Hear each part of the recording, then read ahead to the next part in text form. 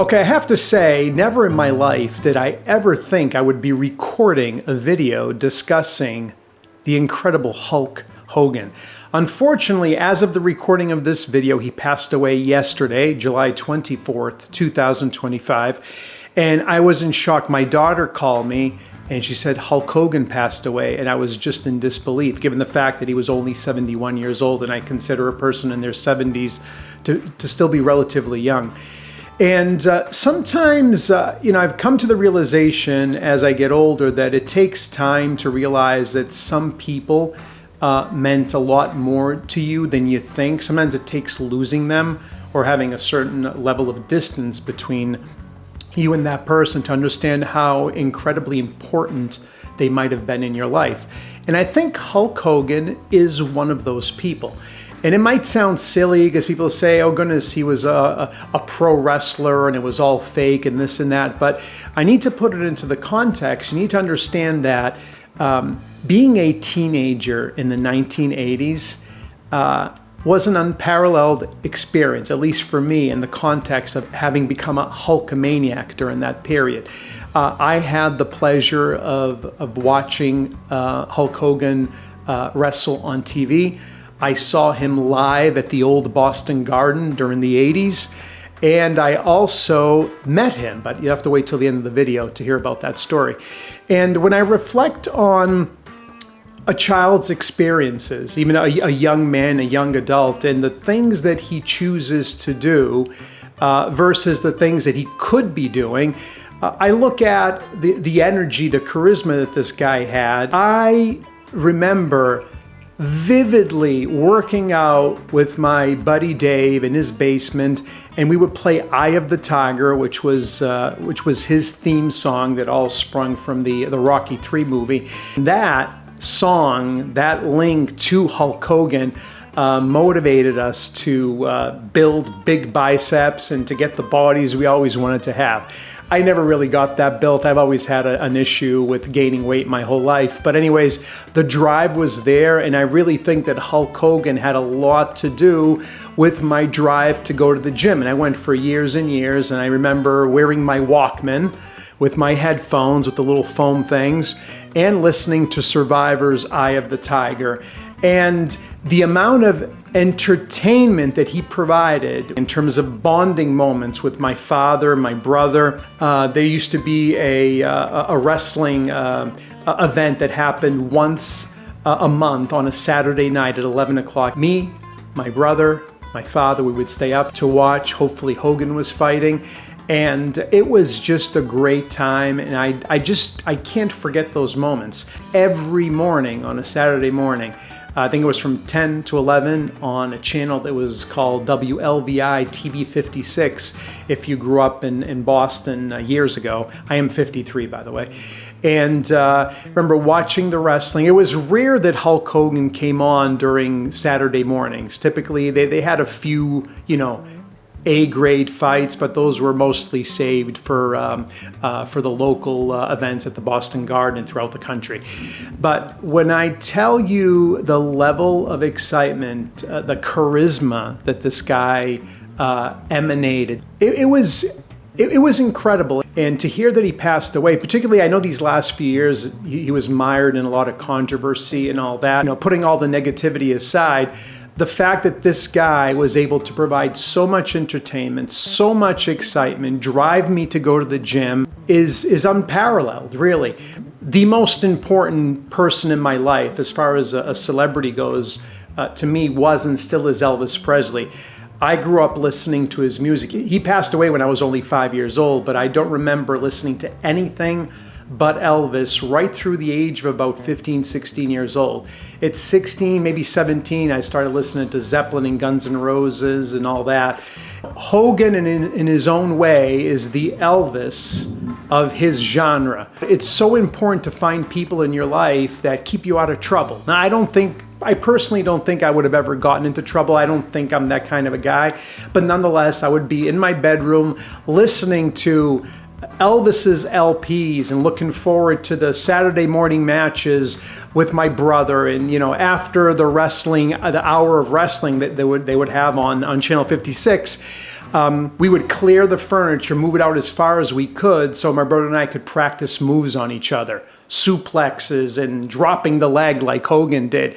And sometimes we were pretty successful with the techniques, but it was so incredibly dangerous. But it's okay. It's part of growing up. And it was the charisma brought forth by this incredible personality called Hulk Hogan. We tend to gain focus or get better focus as we have a certain amount of distance from something. Like I said, in this particular case, somebody's passed away and we get to reflect on things. I had a little bit of a difficult situation with my father. And then when he passed away, so many of the things that had happened in my life with him, I was able to really kind of put things on different shelves of importance. And I started viewing my dad in a different light, and I could reflect on some of the things that were done, some of the things that weren't done. And again, unfortunately, it took his death in 2009 to recognize that. And, maybe that's something we will talk about in the future. I want this channel to be something where we really explore different things about life. Whether it's, going to New York City, Canada, Europe, or shooting a talking head video as I am right now here in my office. I want us to explore a little bit of everything about life. Talk about things of the past, talk about the present, very important to be in the present, and perhaps wax poetic about things that might, happen to us in the future based on, the context of how we've lived our life and the people who surround us. So again, so incredibly important to be able to reflect on people who matter to us. And I have to say, Hulk Hogan was bigger than I thought. And unfortunately, it took him dying to recognize this. And I say to myself, goodness, could we take stock in understanding who really matters before it's too late? Maybe there are other people in our lives who really matter, people who care about us, but we don't give them the time they deserve, or we're just so focused on our own lives that we just don't think about it. And suddenly one day we get the call, so-and-so passed away. It could have been an aunt, it could have been a long-lost friend, whatever the case might be. So it's super important to understand that you got to keep this stuff into focus. And I'm just using this example of losing Hulk Hogan, a worldwide icon on so many levels. A lot of people ridiculed pro wrestling. To this day, it's just something that people laugh at. But back in the day, I know, as a matter of fact, my daughter and her boyfriend still go to wrestling shows. They enjoy it. It's entertainment. It's a lot of fun. And even though we knew everything was scripted, it was so incredibly well done that we thoroughly enjoyed it. I mean, let's be honest. Hulk Hogan's moves, you hear that? Wow. Hulk Hogan's moves were the same every single time. Hulk Hogan followed a storyline. He would come into the ring just fired up and kick butt. Then suddenly the opponent took over and he would sit there and his arm was all mushy, and the referee would raise his arm, bring it back down, raise his arm, bring it back down, and then the third time he would keep it up and start shaking. And I remember the Boston Garden going crazy. So for the sake of adding more context to this, the only other times that I found things as exciting as this were World Cup finals, or, I would say quarterfinals, semifinals, and finals. Grew up playing and watching soccer, football, depending on where you are in the world.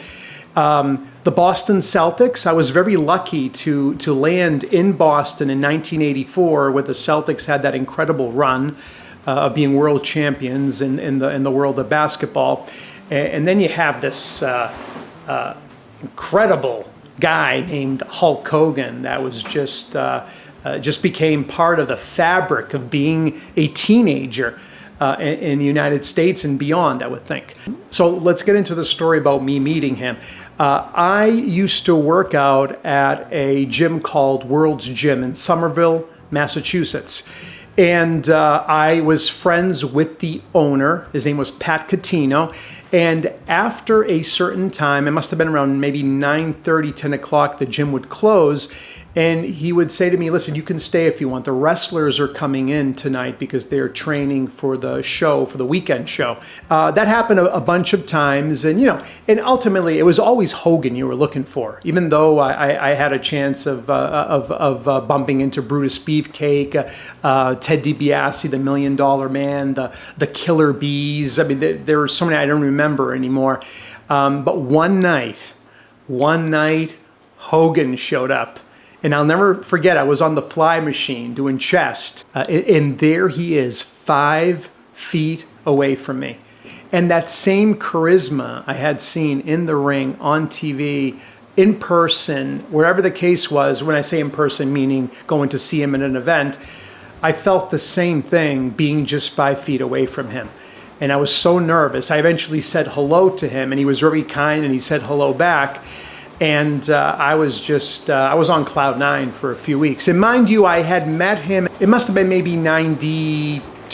By the time 1992 came around, I was 20 years old and was starting to phase out of the wrestling. Or I believe I was totally phased out of it, period. But Hulk Hogan remained Hulk Hogan. And I'll never forget him and Beefcake were working out together, Brutus Beefcake, Brutus the Barber Beefcake. And they were just joking around, and it was just such a sight to see. It remains indelible in my mind. So I just wanted to share this with you. This channel is really a chance for me to go in any direction I want to go in. I know that they say that on YouTube you need to have a niche and stick with one thing. I don't know exactly what that is yet. I do know that I love listening to stories. I love other people's perspective. Even though I travel and I might record my experiences, what I am really looking for is to meet people and listen to their story, understand where they come from, what they're all about. But it's like fishing. Sometimes I'll go on a trip and it might take 2-3 days before I come across somebody who's worthy of a conversation that I can put here on the channel. So I hope you appreciate this. I have a bit of an ADD mind, even though I don't have ADD. I went to the doctor, got checked, went through the whole psychological profile, and they said, nope, you don't have ADD. You're a bipolar though. It's some level of bipolarism. I'm like, what? And I want to talk about that. That's something else I want to talk about in the future, because it was literally 3 hours worth of interrogating me, doing some tests on the computer, 3-page, 4-page questionnaire that my mom had to fill out. And this person comes back and says that I am not ADD or ADHD, I am bipolar. And I'm like, what? We'll talk about that. Anyways, I don't mean to digress here, but the whole idea is that I want to take this channel in different directions, and whether I have something to share with you in New York City, whether I take you on a trip with me in November, I'm going to France and I'm going to Italy. I'll be visiting my the hometown where I grew up in central Italy, a beautiful city called Sulmona in the region of Abruzzo, about 2.5 hours slightly southeast of Rome. And I'll be taking you to Rome and Florence and Nice. I think I'm going to try to go to Marseille, hopefully Naples, and just take you on a journey. And it's a chance for me to go wherever my mind takes me, wherever my body takes me, and wherever my mind goes. So whether we're here in the office just outside of Boston, Massachusetts, or I'm in Boston proper, or I'm in New York City, I'm going to share stories with you, and I think in time this will develop into something worthwhile watching. So if you're interested, if you like what you hear, if you like what you see, do you like my guitars? No, rather right there. That's a G&L Blues Boy, the electric, and this is an Alvarez acoustic. I have a Taylor guitar too. That's the one I gig with all the time. I'm a musician as well. If you have watched this video until now, I am incredibly thankful, and if you consider subscribing, I would really appreciate it. Listen, you can always unsubscribe if you want. Hulk Hogan, rest in peace. You were a huge part of my childhood, and all I can do is thank you for the memories, and that's all I have. My name is Joe, and this is Joe Unscripted. Bye.